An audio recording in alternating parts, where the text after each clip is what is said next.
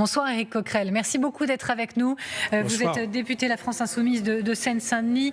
Alors, vous savez, depuis 18 heures, plus de candidatures en préfecture et on a un petit état des lieux quand même du visage du second tour pour cette élection législative. Je vous résume un peu, depuis dimanche, 218 candidats sont désistés.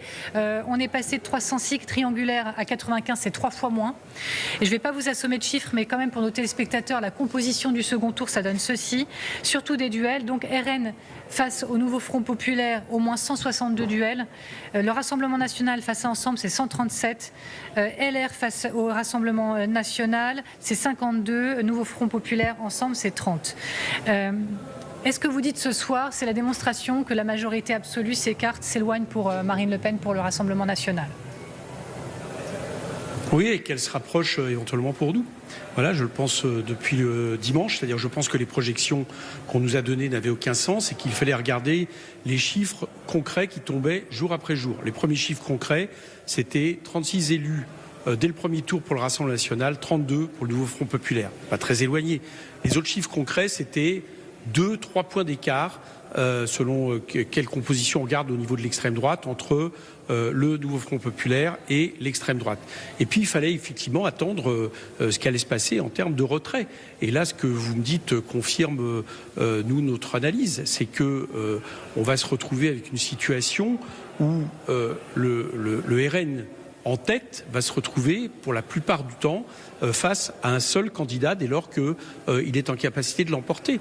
Donc du coup, ça diminue d'autant les possibilités pour le RN d'avoir un certain nombre d'élus et ça augmente d'autant les possibilités pour nous d'avoir la majorité absolue.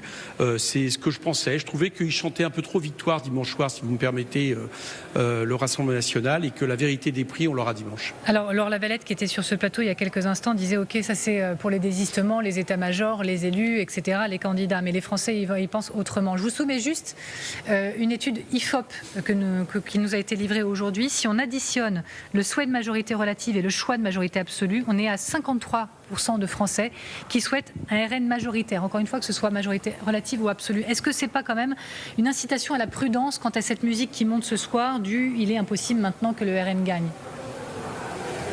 Non, je suis prudent. Je dis simplement que dans une campagne électorale, je regarde les votes, je ne regarde pas les sondages avant tout. Voilà. C'est un peu dimanche soir. Si on regardait les projections de la plupart des chaînes, c'était fini. On pouvait ranger nos cannes et laisser le Rassemblement National gouverner. Vous voyez bien que la situation va être un peu plus compliquée. Et de la même manière sur ces sondages. Voilà. Moi, en ce moment, c'est les élections. Donc la réalité, ça va être ce qui va sortir des urnes. Et moi, ce que je veux croire et ce en quoi je veux convaincre nos concitoyens, c'est que le Rassemblement National reste, et Madame Lavalette l'a dit, j'ai entendu ses propos, un parti qui n'est pas comme les autres, qui est un parti qui est à l'antithèse de liberté, égalité, fraternité, un parti qui divise les pauvres entre eux. Par exemple, en s'en prenant soi-disant à la fraude RSA, plutôt que de parler de la fraude de l'évasion fiscale qui est estimée à 100 milliards d'euros dans ce pays.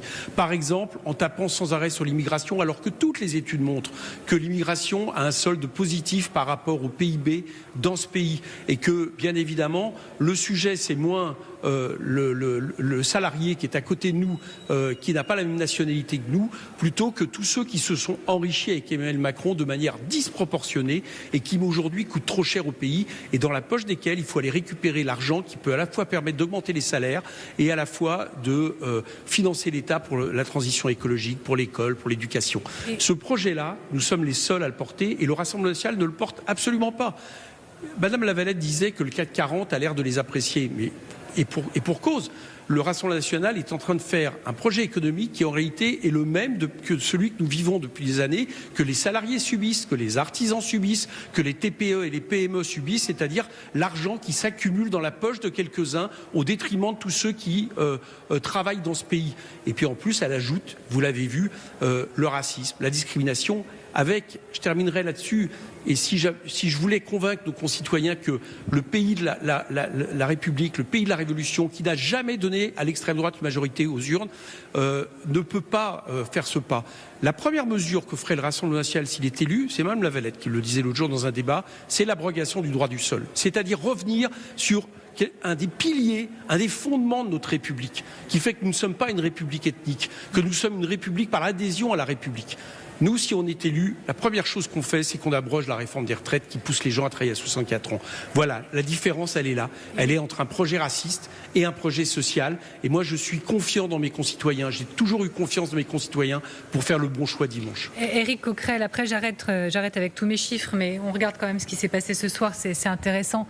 Dans les circonscriptions, le RN est arrivé en tête. Sur les désistements, on a 92 désistements à gauche, 59 ensemble alliés, 2 LR. Est-ce que vous dites, malgré vos différences et vos divergences, très bien, dont acte, le camp présidentiel a fait le travail. Est-ce que vous saluez aussi l'attitude dans ces désistements de ce camp présidentiel ?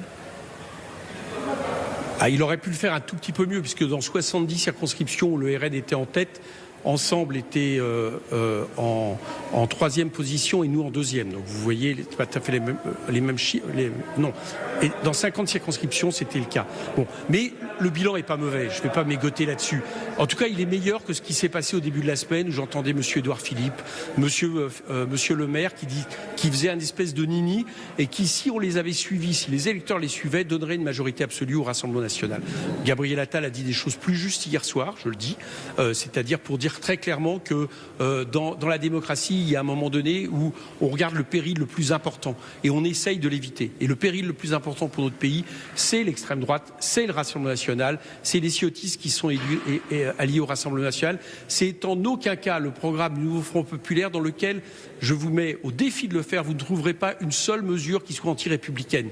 Voilà un peu le choix que nous avons à faire. Et de ce point de vue-là, les désistements, je les trouve plutôt satisfaisants. Maintenant, c'est à nous de nous battre et de convaincre nos électeurs. Tout comme d'ailleurs, c'est aussi aux députés d'ensemble de convaincre les électeurs du Nouveau Front populaire de voter pour eux pour faire en sorte qu'il y ait un député RN de moins à l'Assemblée nationale. Et donc vous espérez, Éric Coquerel, une majorité absolue pour le Nouveau Front populaire. Je vous propose d'écouter ce qu'en disait Raphaël Glucksmann sur ce plateau tout à l'heure. On se retrouve après. Le problème, c'est qu'en face, il n'y aura pas de majorité absolue. Et je pense qu'il faut dire la vérité aux électrices et aux électeurs, vous venez de le dire. Il n'y aura pas de majorité absolue du Front populaire. Il n'y aura certainement pas de majorité absolue de Ensemble ou du camp. D'où l'idée de cette alliance. Et donc, on se retrouvera dans une situation inédite en France, qui est un Parlement éclaté et la capacité ou non à créer des coalitions, soit sur des projets, soit sur la formation d'un gouvernement. Mais tout ça, c'est de la spéculation. Vraiment, avant le 7, moi, je suis ravi qu'il y ait des noms qui sortent. Pourquoi ? Pour vous dire une chose, c'est que tout le monde s'est ultra focalisé sur la figure de Jean-Luc Mélenchon pendant 3 semaines, et que là, tout d'un coup, on se rend compte qu'à gauche, il y a plein de gens très bien. Il y a plein de gens très bien qui pourraient tout à fait postuler à Matignon, mais même au ministère. Là, je ne suis pas sur la question. Vous êtes avec moi, Éric Coquerel. Voilà, on est de retour. Je vous laisse reprendre le micro. Merci. Il dit pas de majorité pour le Nouveau Front populaire. Il faut dire la vérité. Il faut être honnête avec les Français. Voilà ce que dit Raphaël Glucksmann. Que lui répondez-vous ? Ouais, enfin, et à la fin, je l'ai entendu dire. Ouais. Mais à la fin, j'ai entendu dire pas de spéculation quand même, jusqu'à dimanche. Donc il se reprend un peu. Bon, c'est pas nouveau, on n'a pas tout à fait le même positionnement avec Raphaël Glucksmann, mais j'ai pas envie de polémiquer avec lui parce que là, on est dans le même bateau, avec le même programme qu'il a signé, qui est un programme qui est une chance pour le pays.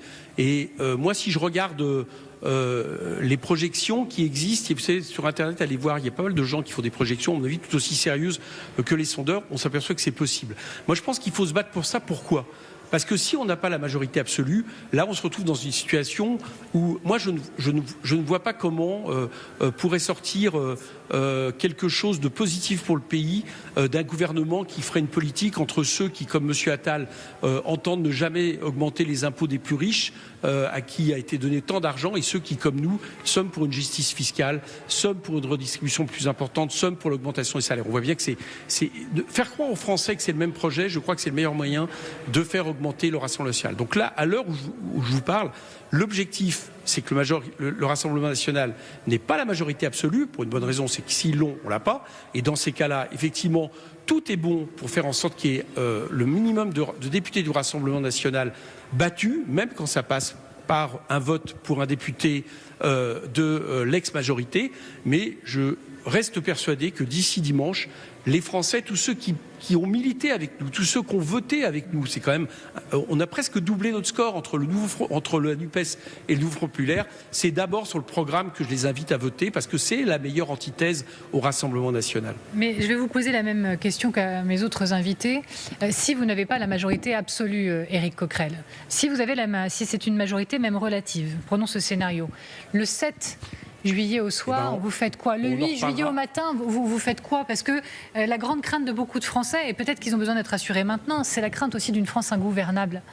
Et à partir de ce moment-là, on fait quoi? Alors déjà, une première chose, c'est qu'en fait, pour assurer les choses, on n'est pas en train de passer d'une situation idéale à une situation qui ne serait pas. La situation depuis 2 ans, c'est qu'en réalité, on avait un gouvernement qui était minoritaire et qui, à chaque fois, est soit passé en force grâce au 49.3, qui est une mesure vraiment qu'il faudrait abolir dans ce pays, qui est une antithèse de la démocratie, soit, j'allais dire, en empruntant une partie du programme du Rassemblement national, par exemple sur la loi immigration. Bon. Donc de toute façon, on n'est pas dans une situation, et d'ailleurs c'est pour ça qu'il y a eu dissolution, sinon il n'y aurait pas eu dissolution. Donc les choses ne peuvent pas être pires quelque part. Donc je souhaite qu'on ait une majorité absolue, et puis vous me permettrez de vous dire que pour ce qui est encore de la fiction, on attendra lundi pour une bonne raison. C'est que vous voyez bien que c'est pas la même chose si nous avons la majorité relative que si nous sommes minoritaires. C'est des situations totalement différentes. Donc on verra bien à ce moment-là. Mais moi je dis aux Français, faites un choix clair pour un programme qui, quelque part, peut permettre à ce pays à la fois de relancer l'activité économique, de bifurquer en termes d'environnemental, ce qui est absolument indispensable à notre pays, qui devrait certainement être d'ailleurs la première priorité, et qui en finit avec, j'allais dire, toutes les mesures de discrimination qu'on a vécues depuis des années. C'est la meilleure façon de battre le Rassemblement national. Pour l'instant, je sais que ma réponse ne vous satisfait pas, mais là, à la moitié de cette semaine, c'est ça mon objectif. Et puis, je vous invite à m'inviter, on en reparlera lundi, en fonction de la réalité qui sera celle de l'Assemblée nationale, mais on peut être majoritaire. En effet, vous avez raison, le sujet n'est pas la satisfaction ou non, la mienne, suite à vos réponses, mais bien d'avoir d'avancées sur les questions. Vous avez effleuré de vous-même, et on va y revenir un instant quand même sur cette question de la coalition voulue par Gabriel Attal. C'était un peu le coup de théâtre hier aux 20h de TF1.